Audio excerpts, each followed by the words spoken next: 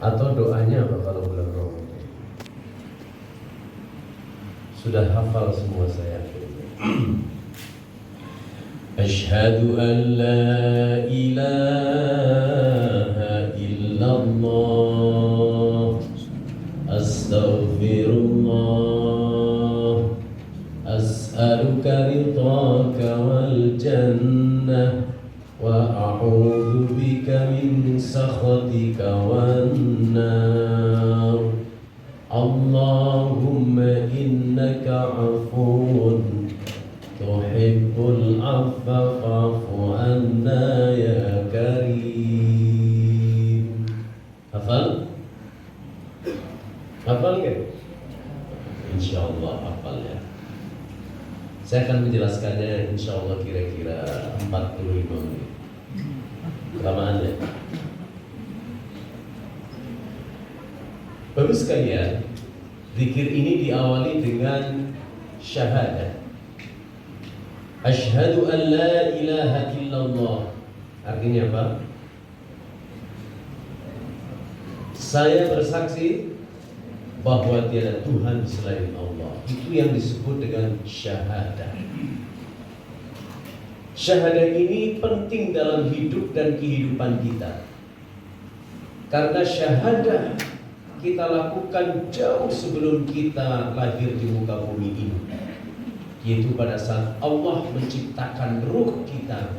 Lalu Allah bertanya, alastu bi rabbikum?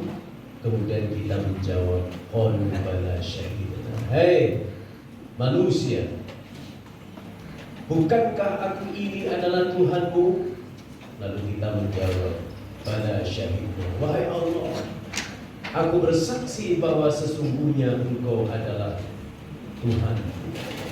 Itu syahadat. Maka setelah kita lahir ke muka bumi ini, begitu kita lahir, menangis kan? Menangis. Lalu diadzankan oleh ayah kita. Ada syahadatnya enggak? Ada. Asyhadu an la ilaha illallah wa asyhadu anna Muhammadar Rasulullah. Lalu begitu kita menginjak anak-anak, remaja, dewasa, terus tua, itu selalu dikumandangkan syahadat itu. Kira-kira sehari semalam minimal berapa kali? Berapa kali? Coba hitung. Salat subuh sekali, salat zuhur 2 kali, salat asar 2 kali, maghrib 2 kali, isya 2 kali. Itu pada saat tasyahud awal dan tasyahud akhir. Kalau kita di dalam sholat tidak mengucapkan 2 kalimat syahadat, maka sholatnya nggak sah. Sehingga sehebat apapun amal ibadah kita, kalau kita nggak bersyahadat, maka ditolak oleh Allah Subhanahu wa Ta'ala. Contohnya Abu Thalib. Tahu ya Abu Thalib? Siapanya Nabi? Paman baginda Rasulullah SAW.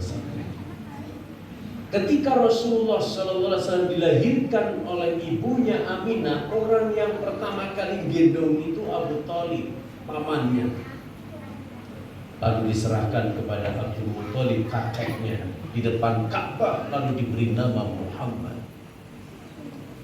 Begitu kakeknya meninggal ketika Rasulullah SAW usia 8 tahun, yang membimbing, yang mengajari, yang mendidik adalah Abu Thalib, pamannya. Begitu pula pada saat remaja, kemudian dewasa, bahkan ketika Khadijah, pada saat itu orang Quraisy akan mengirimkan ekspedisi bisnisnya ke Suriah atau Damaskus. Itu 2/3-nya milik Khadijah. Itu artinya orang terkaya di Mekah. Khadijah datang ke Abu Thalib karena Abu Thalib menjadi pemimpin Mekah saat itu. Wahai Tuan Abu Thalib, ini 2/3 dari ekspedisi bisnis orang Mekah adalah milik saya. Kira-kira siapa yang bisa mewakili saya? Jadi minta rekomendasi itu. Abu Thalib langsung mengatakan, di sini tidak ada yang lain. Kalau mencari orang yang paling jujur, tidak lain adalah Muhammad. Itulah awal kesuksesan Nabi Muhammad untuk berbisnis. Dalam sejarah Rasulullah tercatat pergi ke luar negeri 13 kali. Begitu pula setelah dewasa, kemudian Abu Thalib pun menikahkan Nabi Muhammad dengan Khadijah. Dan bahkan ketika Rasulullah menjadi Nabi dan Rasul, garda terdepan yang membela Nabi Muhammad adalah Abu Thalib. Tapi begitu di akhir hayatnya, Abu Thalib tidak pernah mendeklarasikan syahadahnya. Maka tercatat Abu Thalib bukan sebagai seorang muslim, tapi tetap dia menjadi orang kafir. Amalnya luar biasa kan? Tapi tanpa syahadah, maka tidak ada apa-apanya di hadapan Allah. Begitu pula syahadah mampu mengubah diri seseorang, mengubah keluarga, masyarakat dan bangsa. Contohnya Umar bin Khattab. Ketika Umar bin Khattab sebelum masuk Islam, dia gemes banget sama Muhammad. Kenapa? Karena dianggap Muhammad telah memecah belah kaum Quraisy dengan ajaran baru. Sehingga satu hari dia mengatakan, ana muta'akkid sa'uqattil Muhammadan fi hadzal yaum. Saya sudah memastikan diri hari ini saya harus membunuh Muhammad. Akhirnya dia keluarkan pedangnya sambil jalan, mukanya merah karena saking marahnya. Di tengah jalan ketemu sahabatnya, lalu ditanya, Umar, ila aina satatahar? Mau kemana kamu? Dengan menghunus pedang dan terlihat amarah di wajahnya. Lalu dia jawab, hadzal yaum sa'uqatil Muhammad. Hari ini saya harus membunuh Muhammad. Lalu sahabatnya bilang, Umar, apa elu enggak malu mau membunuh Muhammad? Sementara adikmu Fatimah namanya itu sudah murtad dari agama nenek moyang, dan sekarang dia menjadi pengikut Muhammad. Apa kamu nggak malu? Di mana rasa malu? Rasa malu? Mendengar apa yang disampaikan oleh sahabatnya, Umar yang tadinya mau menuju rumah Nabi Muhammad berbalik menuju rumah adiknya Fatimah. Singkat cerita sampai di rumah adiknya itu, lalu ditanya Fatimah, Fatimah, apakah engkau benar sudah meninggalkan agama nenek moyang? Engkau sudah murtad dari agama nenek moyang dan sekarang menjadi pengikut Muhammad? Fatimah jawabnya dengan santai, memang kalau saya ikut kebenaran salah, Pak. Dibilang begitu, orang lagi emosi, itu Fatimah langsung ditampar dan tersungkur. Ketika Fatimah tersungkur, Umar bin Khattab melihat sesuatu sedang dipegang oleh Fatimah. Lalu ditanya, Fatimah, apa yang sedang kau pegang itu? Mushaf Al-Quran. Berikan kepadaku. Tidak. Sekali lagi aku katakan, berikan kepadaku. Ini akan aku berikan kepadamu kalau kamu sudah mandi. Karena orang kafir itu najis. Mendengar kalimat itu dan penasaran terhadap mushaf yang sedang dipegang oleh Fatimah, Umar mandi. Otomatis yang tadinya marah besar begitu mandi, rasa marahnya itu kemudian tensinya turun. Lalu diberikan itu mushaf. Kebetulan yang tertulis di mushaf itu surat Toha. Dibaca oleh Umar. Toha ma anzalna al-Qur'ana litashqa illa tadhkiratan liman yakhsha. Langsung Umar bilang itu tanpa rasa malu, Fatimah, ini bukan tulisan dan kata-kata manusia. Ini sudah pasti datangnya dari Tuhan. Di mana Muhammad? Mau ngapain, Mbak? Sudah tunjukkan di mana Muhammad. Akhirnya dikasih tahu. Ternyata Rasulullah sedang mengajar para sahabat, mengajar Al-Quran di rumah Al-Arqam. Rumah Al-Arqam itu kalau sekarang dekat dengan Bukit Sofa. Begitu sampai di rumah Al-Arqam, ketok pintu, tok tok tok tok. Siapa di luar? Umar. Orang kalau sudah mendengar kata-kata Umar dengan kondisi suara yang begitu menggelegar, pasti akan ada kematian. Para sahabat yang ada di dalam rumah itu pada ngumpet itu. Lalu Rasulullah bilang, tunggu, sabar. Umar ini datang kemari hari ini itu bukan untuk membunuh kita. Dia dapat hidayah. Itu hebatnya Rasulullah. Gak ngerti tapi tidak tahu apa peristiwa terjadi, tapi saat auranya itu sudah terbaca oleh Rasulullah. Kebetulan di dalam rumah itu ada Hamzah. Hamzah dan Umar itu kalau masa lalu pada masa lalu kayak sekarang suka ikut ini MMA atau UFC. Itu dua orang jagoannya. Tenang semuanya. Kalau Umar macam-macam, gue yang menghadapi. Dibuka pintu. Ada apa Umar? Di mana Muhammad? Ada apa? Pokoknya di mana Muhammad? Tolong itu pedangnya ditaruh dulu di situ, jangan dibawa. Oke, no problem, katanya. Ditemui itu Nabi Muhammad. Begitu bertemu dengan Rasulullah, langsung dipeluk itu Rasulullah.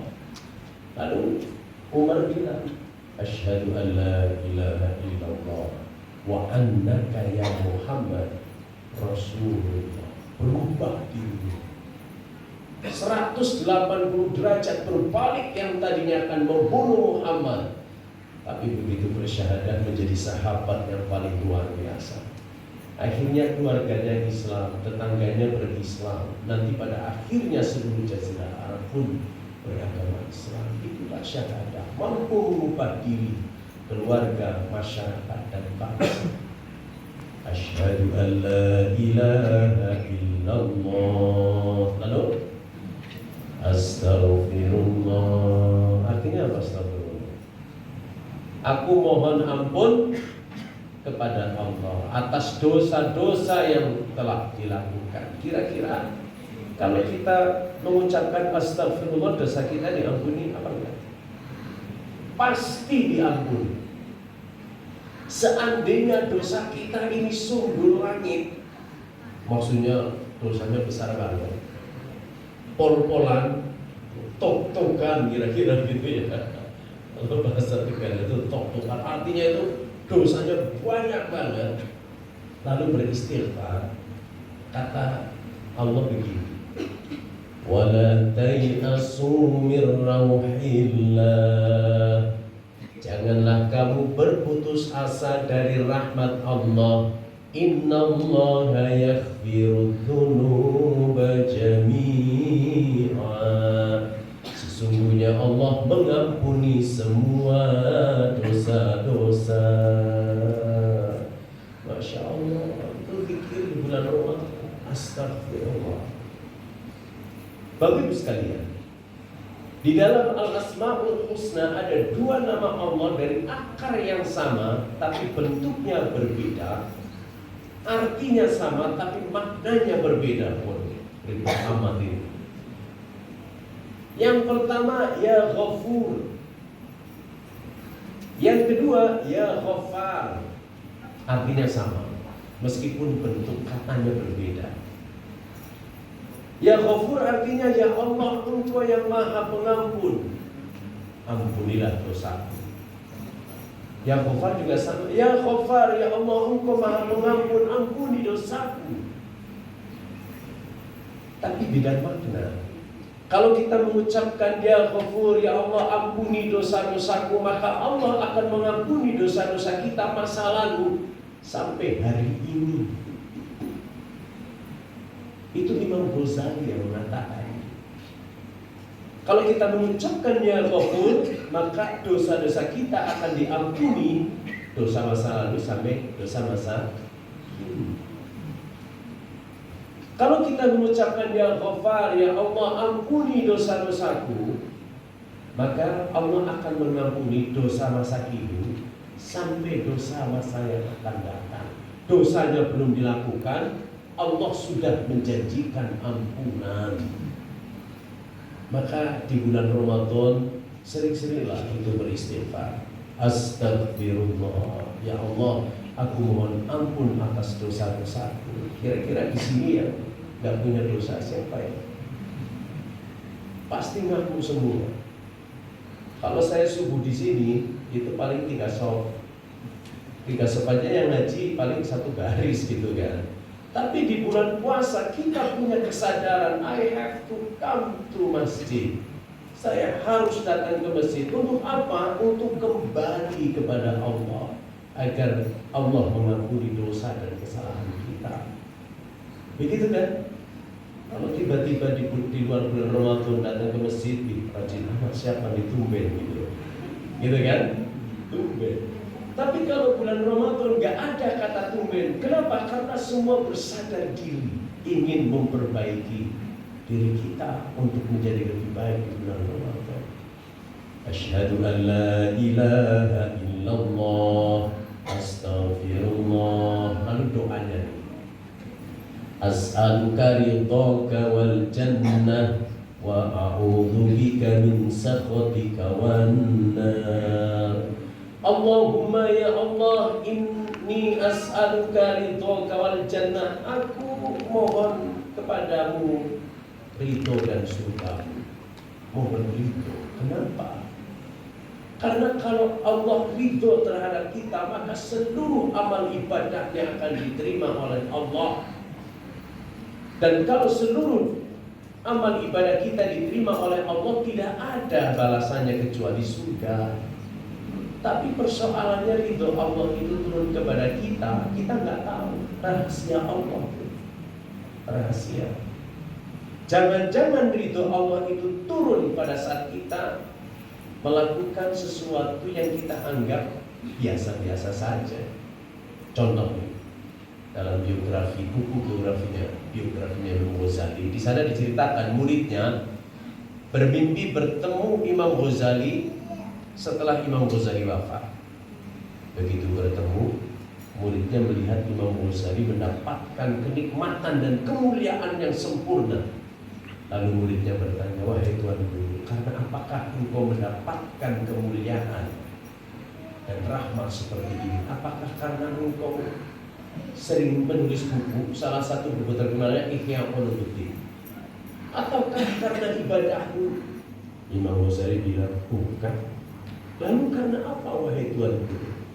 Baru di situ dalam mimpi sang muridnya, Imam Ghazali bercerita, suatu malam ketika Imam Ghazali mau nulis buku. Kalau sekarang nulis buku pakai pulpen kan? Kalau dulu nulis buku pakainya pena lalu ada tinta. Begitu Imam Ghazali memasukkan mata penanya ke tinta, lalu diangkat, tiba-tiba entah dari mana tuh lalat hinggap di ujung mata pena. Untuk apa? Rupanya lalat ini kehausan, akhirnya menghisap tinta yang ada di ujung mata pena Imam Ghazali. Imam Ghazali membiarkan saja dengan ketulus ikhlasan hati. Dan pada saat itulah ridho Allah turun. Luar biasa. Ternyata untuk mendapatkan ridho dari Allah Subhanahu wa Ta'ala, kita mesti harus membuka seluas-luasnya perbuatan baik sekecil apapun. Apalagi di bulan Ramadan, kita memberikan takjil, kolak 5 cup gitu, kelihatannya remeh-temeh. Tapi ketika kita memberinya dengan ketulus ikhlasan, jangan-jangan disitulah Allah menurunkan ridhonya kepada kita. Tidak ada balasan kecuali surga. Wa a'udzu bika min sakhatika wan nar. Ya Allah, aku berlindung kepadamu dari murka dan neraka-Mu. Kenapa mesti harus berlindung dari murka Allah? Karena kalau murka Allah turun kepada kita, seluruh amal ibadah kita tidak ada artinya dan tidak ada balasan kecuali neraka. Maka kita harus menuntut perbuatan dosa sekecil apapun. Jangan-jangan murka Allah turun ketika kita lagi main di ini Tapi kalau renang sama teman-teman tiba-tiba terdengar azan dari situ di family club itu, hayya 'alas shalah, lalu temannya bilang, yuk kita sholat dulu lah, tuh masjidnya dekat. Lalu kita bilang sambil bercanda, udah saya titip saja lah, titip salam sama Allah. Kelihatannya statement itu biasa-biasa saja, tapi jangan-jangan statement itu menjadikan Allah murka karena merasa dilecehkan itu. Maka hati-hati dengan kalimat-kalimat yang seperti itu. Nah, kalau sudah amal ibadahnya ditolak, tidak ada balasan kecuali neraka. Lalu ditutup dengan doa, Allahumma innaka afun, ya Allah sesungguhnya Engkau pemaaf, tuhibbul afwa, Engkau suka memberi maaf, fa'fu anna, maka maafkanlah aku. Tadi kita mengucapkan astagfirullah, ya Allah ampuni dosa-dosaku. Sekarang di akhirnya kita minta maaf. Apa maksudnya? Bapak Ibu, kalau kita memohon ampun kepada Allah, pasti dosa-dosanya akan diampuni oleh Allah. Tapi catatan dosanya nggak dihapus, masih tidak dihapus, masih tetap itu tercatat.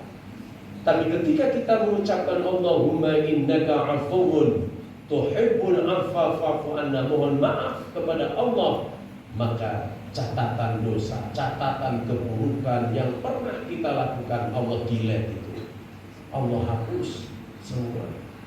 Subhanallah, luar biasa. Dosanya diampuni oleh Allah, kemudian catatan keburukan dan catatan dosa-dosa kita dihapus. Sehingga Rasulullah mengatakan orang yang seperti itu di bulan Ramadan nanti akhirnya kayaumin waladat subuh, seperti terlahir kembali dari perut ibunya, bersih suci dari dosa dan perkara.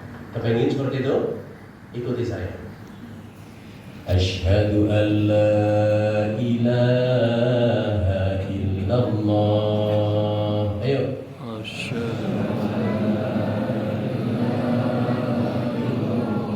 Astaghfirullah, as'aluka ridhaka wal jannah, wa a'udzu bika min sakhatika wan nar. Allahumma innaka afuwun tuhibbul afwa fa'fu anna, ya